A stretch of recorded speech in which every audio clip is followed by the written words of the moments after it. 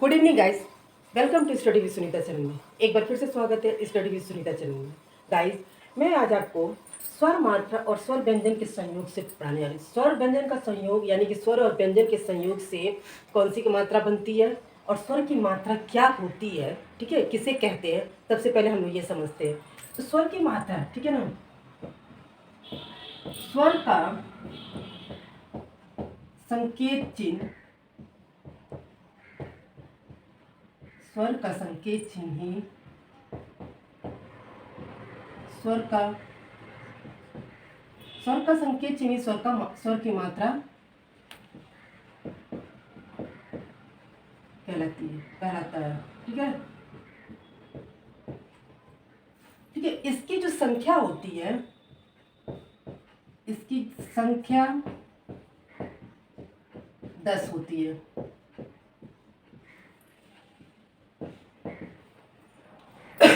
स्वर की मात्रा की जो संख्या होती है 10 होती है।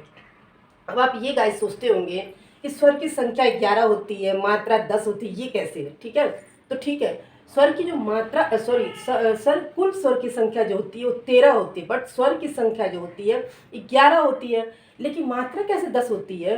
तो मात्रा इसलिए 10 होती है क्योंकि आ जो स्वर है इसकी कोई मात्रा नहीं होती, ये कुछ नहीं इसका मात्रा होता है। ठीक है ना, इसकी मात्रा कोई नहीं होती, इसीलिए इसकी गिनती हम नहीं करते हैं और मात्रा की संख्या 10 बोलते हैं। लेकिन देखिए, जब किसी व्यंजन में, ठीक है, हल लगा है, इसका मतलब इसमें कोई मात्रा नहीं लगा है। अगर इसमें ये इस तरह से लिख दिया, ठीक है, या फिर इसको ऐसे, ये हो गया, इसका मतलब जब स्वर की मात्रा यानी कि अ जब इस हल में लग जाएगा तो हल क्या होगा, वो लुप्त हो जाएगा। ठीक है, हल जो होगा वो लुप्त हो जाएगा और ऐसे लिखा जाएगा। इसको हम पढ़ेंगे क। जब इसको हम क पढ़ेंगे तो क बोलते समय मात्रा जो उच्चारण निकल रहा है वो अ का निकल रहा है, यानी कि इसमें अ स्वर की मात्रा है। ठीक है ना, इसमें अ स्वर की मात्रा, लेकिन अ स्वर की जो मात्रा है क्या इसमें दिख रहा है? इसका कोई संकेत चिन्ह दिख रहा है? नहीं, इसीलिए इसको कहा गया इसका कोई मात्रा नहीं है। लेकिन मात्रा तो जो है, मात्रा तो है ही अ का मान, लेकिन जो संकेत जो चिन्ह होता है वो नहीं पता चलने के कारण नहीं दिखता है, इसीलिए कहा जाता है अ की कोई मात्रा नहीं होती है।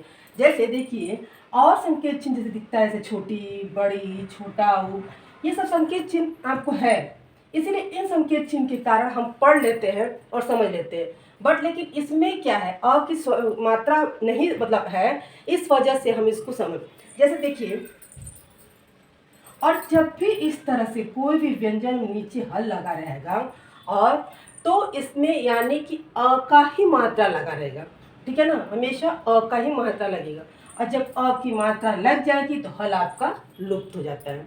यही आपका था स्वर की मात्रा, यानी कि स्वर की मात्रा किसे कहते हैं, एक बार फिर से समझते हैं। स्वर का संकेत चिन्ह, ठीक है ना, मैंने बताया स्वर का संकेत चिन्ह ऐसे, ये सब स्वर जो है ये स्वर का संकेत चिन्ह है, इन्हीं को हम स्वर की मात्रा कहते हैं। ठीक है, लेकिन इसकी संख्या 10 होती है। क्यों 10 होती है? क्यों? क्योंकि अ जो स्वर है इसकी कोई मात्रा नहीं होती, मात्रा यानी कि इसका संकेत चिन्ह नहीं होता, कुछ दिखता नहीं है। जब अ, ठीक है, स्वर किसी व्यंजन में जब लगता है, ठीक है, वहाँ से हल जो होता है वो लुप्त हो जाता है, वो हट जाता है। तब हम इस तरह से अ स्वर की लगाने के बाद व्यंजन ऐसे हो जाता है। यही है। अब इसके बाद हम आपको बताते हैं स्वर व्यंजन संयोग क्या होता है, मेल से कैसे बनेगी मात्रा। हेडिंग आपकी है, अभी तक आपका हेडिंग था स्वर मात्रा, अब ये है स्वर व्यंजन का संयोग, यानी कि संयोग यानी कि मेल। इस संयोग का मतलब होता है मेल। इन स्वर व्यंजन की मेल से कैसे मात्रा बनती है। ठीक है, स्वर व्यंजन संयोग लिखिए या मेल, बात एक ही हुआ, मेल। ठीक है, अब इसको इस तरह से बनाते हैं। सबसे पहले तुम लिखते हैं स्वर, ठीक है, उसके बाद लिखते हैं मात्रा, उसके बाद लिखते हैं व्यंजन, और उसके बाद लिखते हैं संयोग। यहाँ पे सबसे पहले हम स्वर लिखते हैं, ठीक है ना। अ, आ, ई,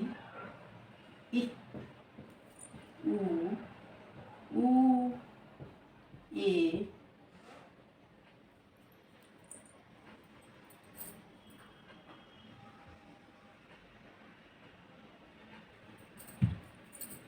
री, ए, ऐ, ऊ, औ।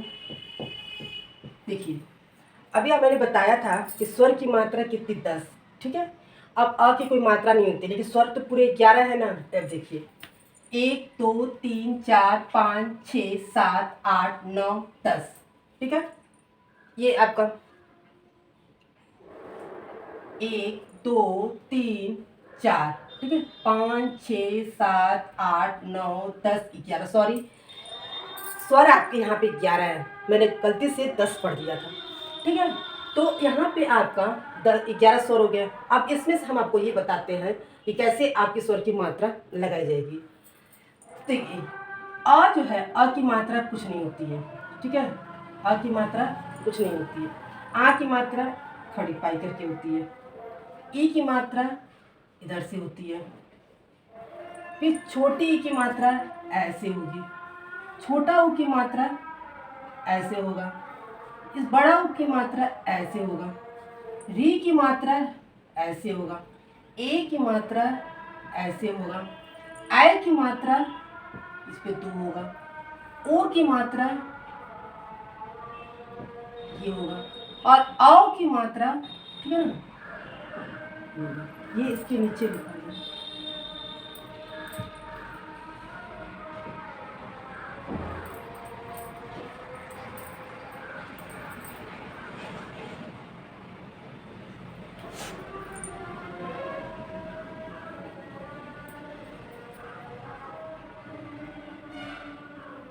ठीक है। देखिए अ की मात्रा कुछ नहीं होती, ठीक है, यहाँ इसीलिए डैश दिया गया है। आ की मात्रा में एक ऐसे खड़ी पाई दी रहती है। छोटी ई की मात्रा जो होती है वो इधर से आके दिया रहता है, ठीक है ना, बाएं तरफ से। बड़ी ई की मात्रा दाहिने तरफ से। छोटा ओ की मात्रा इस तरह से नीचे से दिया रहेगा, ये गोली ऊपर करके ऐसे करके दिया रहेगा। बड़ा ओ की मात्रा इस तरह से बनता, उसका संकेत चिन्ह। री की मात्रा ऐसे रहेगा, और ए की मात्रा में हम एक ऊपर मात्रा रहेगा, और ए की मात्रा में 2 मात्रा ऊपर रहेगा। ओ की मात्रा में 1 मात्रा ऊपर, ठीक है, और औ की मात्रा में 2 मात्रा रहेगा। ये आपका हो गया। अब इसी को हम व्यंजन में, ठीक है, क्योंकि ये टॉपिक ही है कि स्वर व्यंजन के संयोग से, इसलिए हम इसको तो इन व्यंजन के साथ इन मात्रा के संयोग से बताते हैं। आपका एक व्यंजन हम लिख देते हैं, उस पर मात्रा देखिए क ही लिख देते हैं, ठीक है।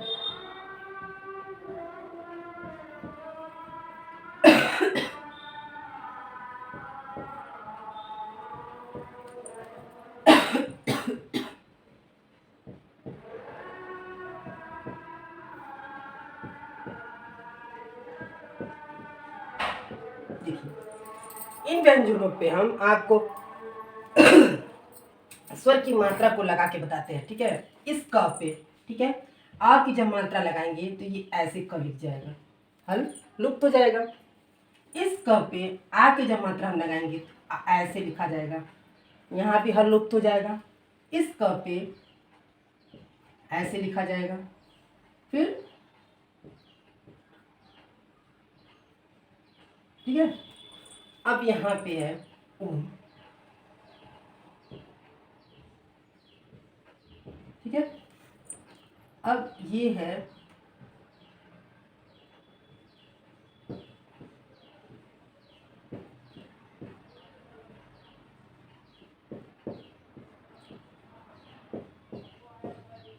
ठीक है।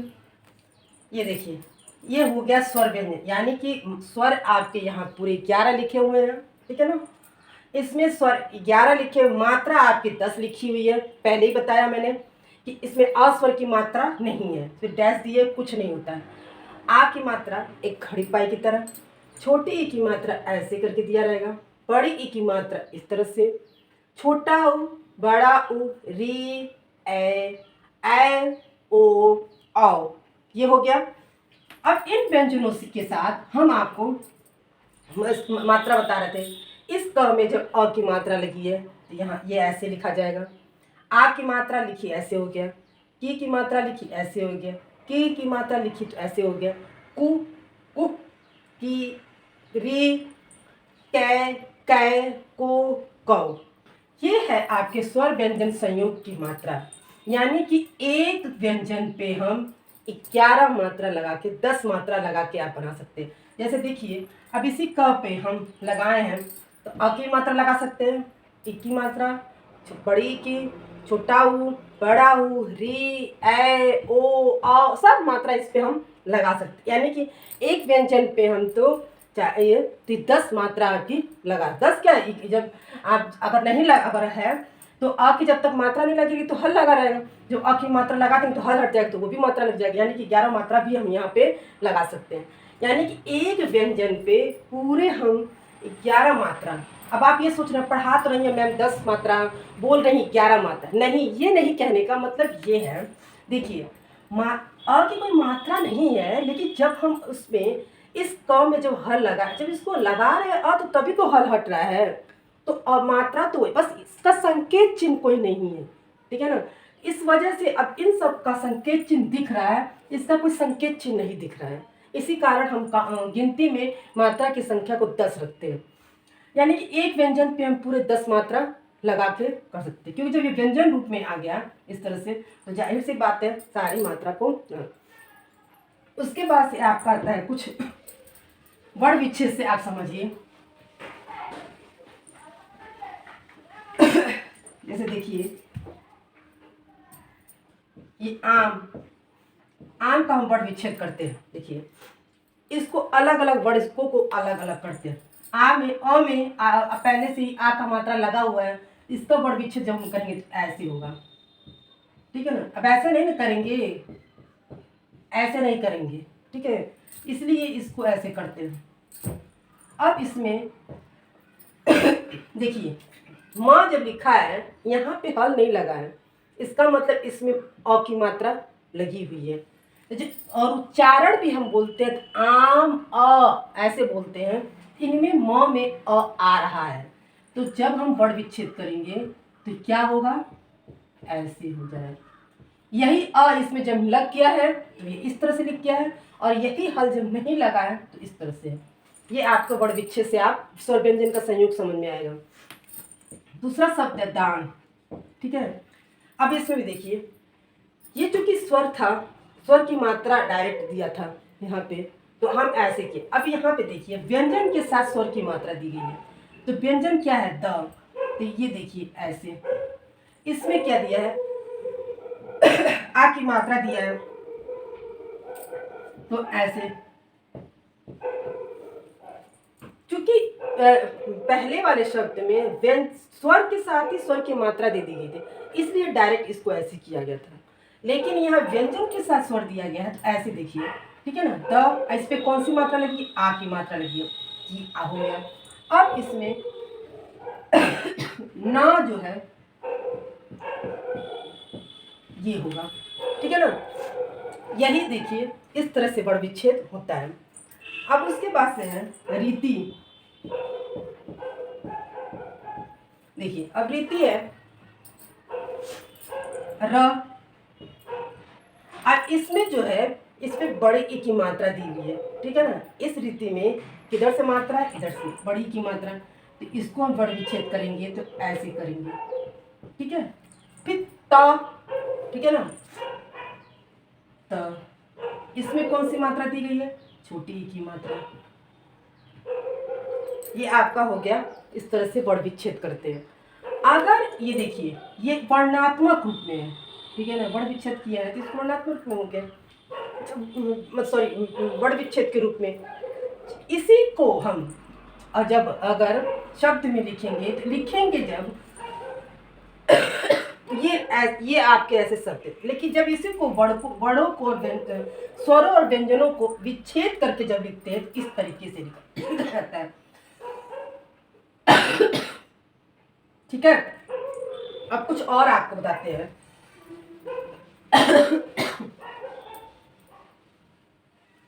देखिए, मात्राएं, ठीक है, व्यंजन के आगे या पीछे, ठीक है ना, आगे हो या पीछे, ऊपर हो या नीचे, ऊपर या नीचे, ठीक है ना, ऊपर या नीचे लगाई जाती है, कहीं भी लगाई जाती है, जैसे आपका शब्द होगा उस तरह लगाई जाती है। मात्राएं जो हैं आपका क्या है, व्यंजन के आगे या पीछे, ऊपर या नीचे लगाई जाती है। बट एक ऐसा व्यंजन है जिसमें मात्रा हमेशा बीच में ही लगती है, र व्यंजन के साथ, ठीक है ना, र व्यंजन के साथ मात्रा जो है हमेशा बीच में लगता है, बीच में।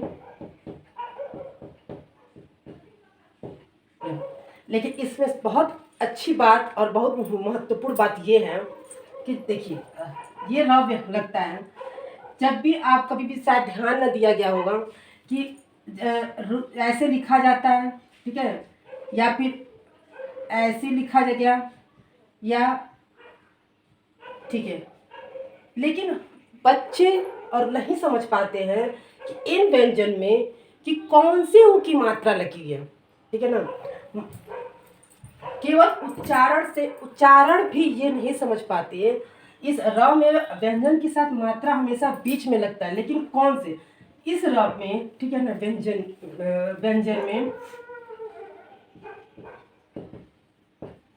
व्यंजन में ऊ की मात्रा, ऊ की मात्रा जब, ठीक है, कैसे लगेगी, ये इस तरह से, जब भी इस तरह का कहीं लिखा रहेगा इसका मतलब है कि इसमें छोटा ऊ की मात्रा लगा है, ठीक है ना। जैसे उदाहरण के लिए देखिए,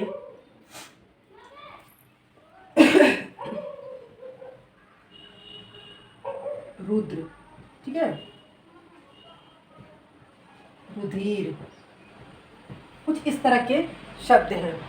लेकिन देखिए, ये आदमी नहीं समझ पाता कि ये इस तरह से जो बना है मात्रा, ये रू की मात्रा है, लेकिन कौन से रू की मात्रा, मतलब छोटा ऊ लगा है कि बड़ा, ये नहीं समझ पाता। लेकिन यहाँ पे जब देखिए र व्यंजन के साथ जब छोटा ऊ की मात्रा लगी तो इस तरह से बनेगा, मतलब इस तरह से, ठीक है। तो इसमें जो कुछ शब्द है, रुद्र, रुधिर, रुख, उच्चारण से सब रुद्र, रुधिर, इस तरह से होगा। और इसी व्यंजन में, ठीक है ना, जब आप बड़ा ऊ की मात्रा लगाएंगे इस तरह से हो जाएगा, ये ऊपर से गोला बना के ऐसे कर देंगे, ये इसका मतलब हो जाता है कि इसमें बड़ा ऊ की मात्रा लिखी है, ठीक है ना। जब इस तरह से बना है तो इसका मतलब इस र में छोटा ऊ की मात्रा लगा है, तो रुद्र, रुधिर ऐसे पढ़ेंगे। जब भी इस तरह से गोला बनाते हुए और जब मात्रा ऐसे लिखा है, इसका मतलब इसमें बड़ा ऊ की मात्रा लगा है। और इसका कुछ उदाहरण इस तरह से दिया है, ठीक है, रूखा, रुष्ट,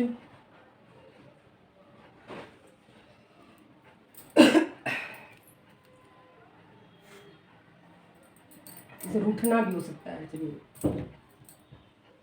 रूठना, रूढ़ शब्द होता है। देखिए, अब इसको जब पढ़ेंगे तो रुद्र, रुधिर, ठीक है, क्या बोलेंगे, रुद्र, रुधिर, और इसको पढ़ेंगे तो रूखा, रूठना, रूढ़, ठीक है ना, रुद्र, रुधिर, और इसको पढ़ेंगे तो रूखा, रूठना, रूढ़। ये तो आपको समझ में आएगा। कि र व्यंजन के साथ जब भी आपका ऊ की मात्रा लगेगी, छोटा ऊ की मात्रा तो इस तरह से होगा, बड़ा ऊ की मात्रा इस तरह से। इन मात्राओं से हमको समझ में इसमें आ जाएगा इसमें कौन सी ऊ की मात्रा लगी है। नेक्स्ट है आपका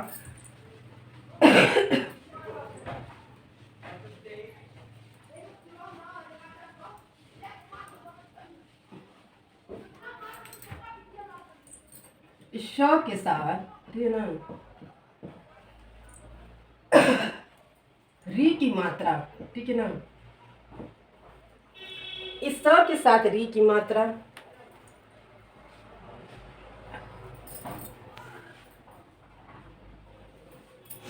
ह के साथ री की मात्रा लगता है तो क्या हो कैसे, इस स को आप बड़ा श पढ़ते हैं, ठीक है, तो इसको इस स की मात्रा के साथ जब हम री की मात्रा लगाते हैं तो यहाँ जो शब्द मूल होगा इन दोनों व्यंजनों सॉरी व्यंजन स्वर के साथ जो शब्द अक्षर बनेगा ये श्रृंगार, ये सरा बनेगा, ठीक है।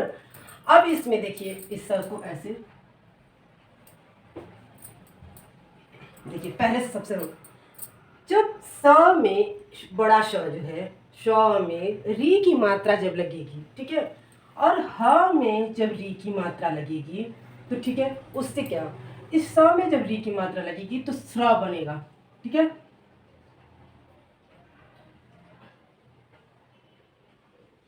श्र, अब इससे शब्द देखिए श्रृंगार, श्र, ठीक है, श्रृंगार हो गया, और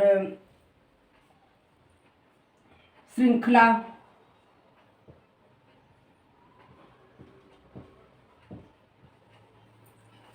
जब भी इस स के साथ, ठीक है, उसमें अगर री की मात्रा अगर लगानी होगी तो इस तरह का श्र बनेगा जो श्रमिक श्र बोलते हैं, और उस कुछ इस तरह का शब्द जैसे बना के दिखाते हैं श्रृंगार, श्रृंखला, ठीक है ना।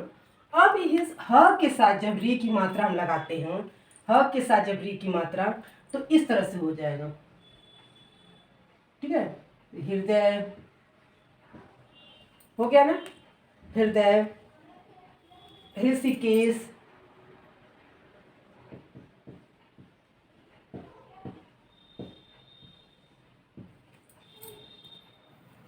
ये कुछ ऐसे इंपॉर्टेंट चीज है, ठीक है ना, कि ये नहीं समझ में आता इस श के साथ री की मात्रा लगेगी तो कौन सा अक्षर बन जाएगा, जैसे ये कौन सा ये बनेगा, है। तो और इस मैं तो उदाहरण बता दी कि इस स के साथ, ठीक है, बड़ा स के साथ री की मात्रा लगाने पे जो अक्षर बनता है ये कौन सा, श्री बनेगा, ठीक है ना। अब श्री का देखिए उदाहरण श्रृंगार, श्रृंखला। उसी तरह से ह में जब री की मात्रा लगाते हैं तो जो ह लिखते हैं वो नीचे यहाँ पे ये री की मात्रा आ जाती है, ठीक है ना। ये जो यहाँ पे जो री की मात्रा, ये वाली जो री की मात्रा ऐसे होती है वो स्र में कहाँ चला जाता है, ऐसे नीचे लिखा जाता है, ठीक है ना। तो स्र रहेगा बनेगा, और जब वही री की मात्रा ऐसे स्र रहेगा, और जब वही री की मात्रा लग जाएगी तो ये क्या हो जाएगा, ये हो जाएगा, ऐसे हो जाएगा। तो जब शब्द बनेगा तो श्रृंगार, क्योंकि जब श्रृंगार बोलते हैं तो श्रृंगार, तो तो श्री यानी कि उसमें र आ रहा है, तो कौन सा र आ रहा है, ये र करके ऐसे थोड़ा र आ रहा है, इसमें कौन सा आ रहा है, री आ रहा है, श्रृंगार, तो ये यहाँ पे स्र में री आ गया। उसी तरह से जब हम बोलते हैं हृदय, हृदय, ठीक है, ह के साथ री आ रहा है, हृदय, तो यहाँ पे ह में ये नीचे री, इसमें अंशी के अंदर इस तरह से ही बन जाता है री की मात्रा। जब इसको पढ़ेंगे तो इसमें ये री की ही मात्रा होती है। उसी तरह से ऋषिकेश, ऋषिकेश नहीं पढ़ते, ऋषि यानी री, तो यानी कि इसमें ये जो मात्रा आती है इसमें री की मात्रा होती है। तो गाइस आपको मैंने स्वर की मात्रा, स्वर व्यंजन संयोग से आपको मैंने मात्रा पढ़ता है, तो आपको समझ में भी बहुत अच्छे से आ भी गया होगा, और मैंने एक एक चीज़ अच्छे से समझाने की भी कोशिश की है। तो गाइस आपको समझ में आ गया होगा, तो प्लीज़ मेरे चैनल को सब्सक्राइब, लाइक एंड शेयर कीजिएगा।